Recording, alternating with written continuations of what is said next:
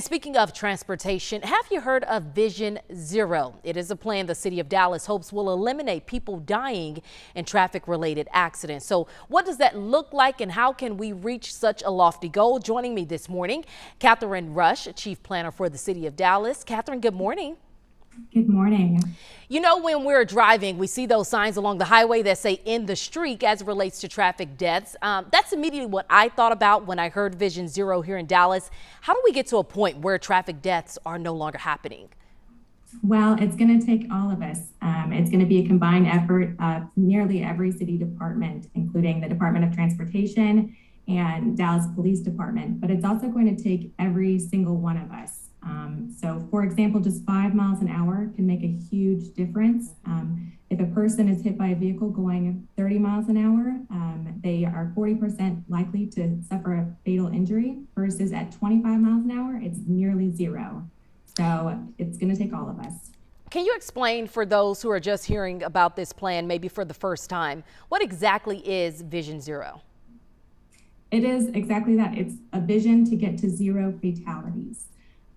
The city has been increasing fatalities steadily over the past 2 decades. Meanwhile, the national average is staying relatively flat.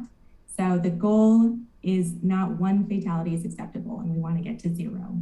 Part of this plan is to increase safe, healthy, and equitable mobility for all. Can you explain what that means for all of us? I see your bikes in the back, so especially for those bike riders, those pedestrians, what does that mean for all of us?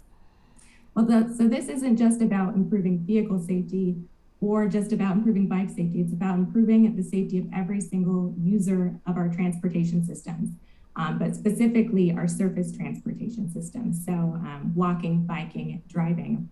And a lot of it is going to have to do with speeds and just managing what our speeds are, particularly when we're around vulnerable road users like pedestrians and bicyclists. I'm 100%. The Department of Transportation, by the way, hosting a virtual public meeting today.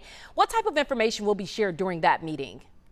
We're going to be presenting the draft recommendations for the action plan. And so we really want to know what people think is important. And so if you are interested and want to improve traffic safety, we encourage you to join and take our survey.